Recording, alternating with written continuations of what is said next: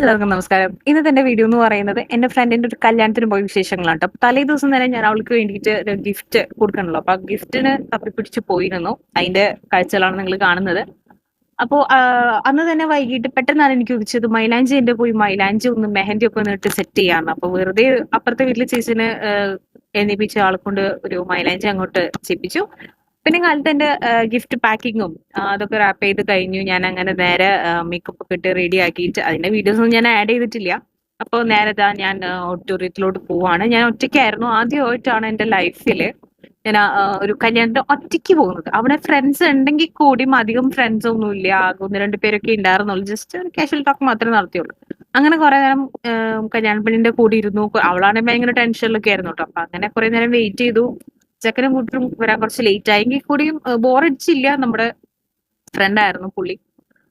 അപ്പൊ പുള്ളിക്കാരിയുടെ കൂടെ കുറെ നേരം ഇരുന്നു. ടെൻഷനൊക്കെ മാറ്റി. ലാസ്റ്റ് ചെക്കനും കൂട്ടരും വന്നു. ദാ അവരിങ്ങനെ ഒരു ഭയങ്കര ഒരു ഗ്രാൻഡ് ഇവന്റ് എന്നൊക്കെ വേണമെങ്കിൽ പറയാം. ഇവര് ശരിക്കും പറഞ്ഞ ഒരു 9 വർഷം പ്രേമിച്ചിട്ടാട്ടോ കല്യാണം കഴിക്കുന്നത്. അതായത് ഇവള് ഞാൻ 8ല് പരിചയപ്പെട്ടു. 9, 10 എന്റെ കൂടെ ആയിരുന്നു. അങ്ങനെ ആ ഒരു 9ാം ക്ലാസ് തൊട്ട് അവര് പ്രേമിക്കുന്നതാണ്. ഞങ്ങൾ പരിചയപ്പെട്ടിട്ട് കുറെ കൊല്ലമായി. അതുപോലെ തന്നെ ആ ഒരു പരിചയപ്പെട്ട കാലം തൊട്ട് അവർ തമ്മിൽ ഇഷ്ടമായിരുന്നു. അങ്ങനെ 9 വർഷത്തെ അവരുടെ കാത്തിരിപ്പ് ഇന്ന് സഫലമാവാണ്. അപ്പൊ അതിന്റെ ഒരു എക്സൈറ്റ്മെന്റ് എനിക്കും ഉണ്ട്, എല്ലാവർക്കും ഉണ്ട്.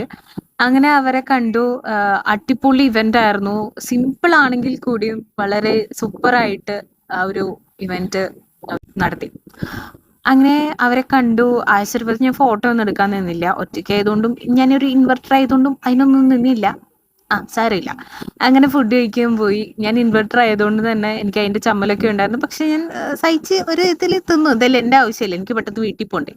അങ്ങനെ ഒരു ഐസ്ക്രീം ഒക്കെ കഴിച്ച് ഞാൻ തിരിച്ചതാ വീട്ടിലോട്ടെത്തി. അപ്പോൾ വീട്ടിലോട്ട് വരുന്ന വഴി എന്റെ കുറെ പൂച്ചനൊക്കെ കണ്ട്. ഞാൻ ഭയങ്കര പെറ്റ് ലവറാണ്. അങ്ങനെ എൻ്റെ നാട്ടിക്കോടുള്ള വഴികളൊക്കെ വളരെ നല്ല രീതിയിൽ ആസ്വദിച്ചുകൊണ്ട് ഞാൻ തിരിച്ച് എൻ്റെ ഷോപ്പിലോട്ട് പോയി. അപ്പോൾ ഞാൻ ഒന്നാമത് നല്ല ടയേർഡായിരുന്നു. ഫംഗ്ഷനൊക്കെ പോയി കഴിഞ്ഞാൽ പിന്നെ പറയണ്ടല്ലോ, മേക്കപ്പും ഈ വെയിലും കാര്യങ്ങളൊക്കെ. അപ്പൊ അങ്ങനെ ചെറിയൊരു എന്റെ ഫേവറേറ്റ് ഡ്രിങ്ക് ആണ്. കടയിൽ വന്ന് ഞാൻ ഏറ്റവും കൂടുതൽ കുടിക്കുന്ന ഈ ഒരു എപ്പിസോഡാണ്. അത് കുടിച്ച് അങ്ങനെ അന്നത്തെ ദിവസം ഞാൻ അങ്ങനെ ഒതുക്കി തീർത്തു. അപ്പൊ ഇത്രേ ഉള്ളൂ ഇന്നത്തെ കല്യാണ വിശേഷങ്ങള്. ടാറ്റാ.